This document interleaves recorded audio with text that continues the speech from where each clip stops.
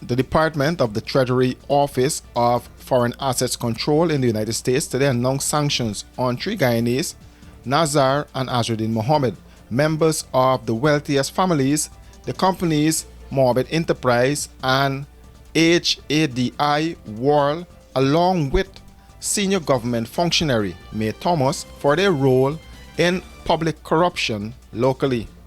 In a detailed press release on the sanctions, these individuals and entities are sanctioned pursuant to Executive Order 13818, which builds upon the implements of Global Magnitsky Human Rights Accountability Act and targets perpetrators of serious human rights abuse and corruption around the world.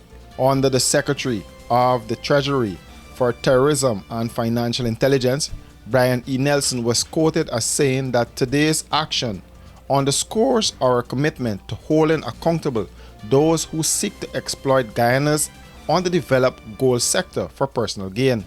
He said that the Treasury, in close coordination with our partners in the U.S., the law enforcement will continue to take action to safeguard the U.S. financial system from abuse by corrupt actors. It is said that gold is one of Guyana's main exports, but it remains a highly fractured industry with small gold mining operations in Guyana occupying a majority share of the country's gold production. These small-owned businesses have informal relations with large purchasers and traders like Mohamed's Enterprise. Once mined, Guyana gold is sold and traded throughout international markets, including the United States, Canada, and the United Arab Emirates and the European Union.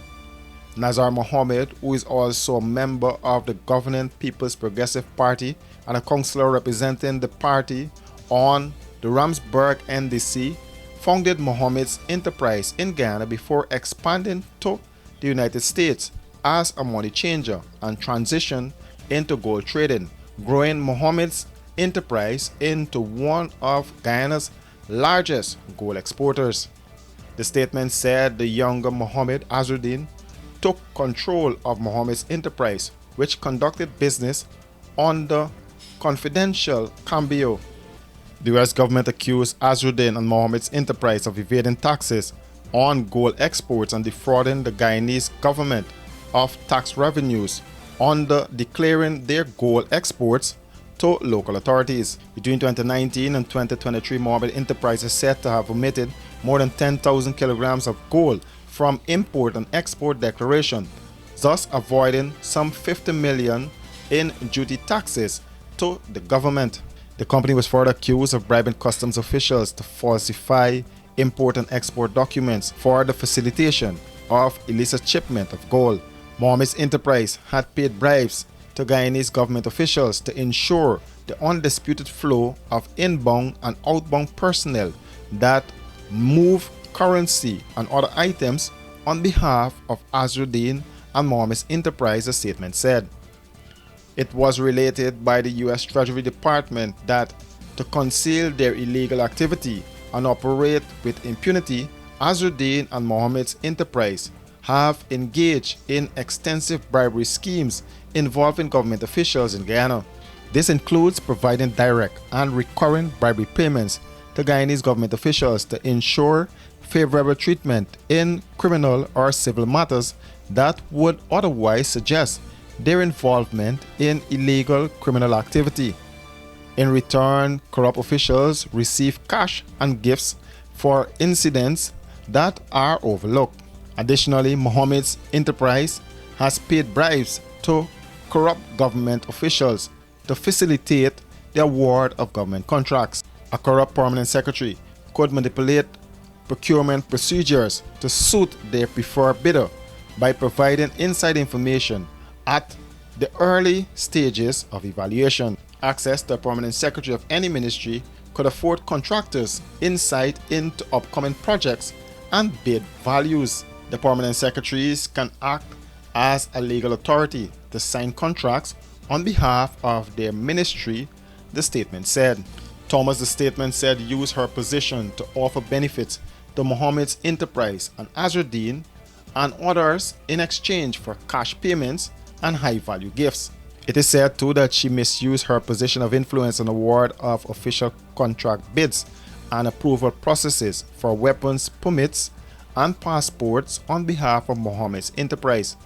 Azruddin and Mohammed's enterprise are sanctioned for being persons who have materially assisted, sponsored, or provided financial, material, or technological support, or goods or services to or in support of corruption, including the misappropriation of state assets, the exploration of private assets for personal gain, corruption related to government contracts, or the extraction of natural resources, or bribery that is conducted by a foreign person.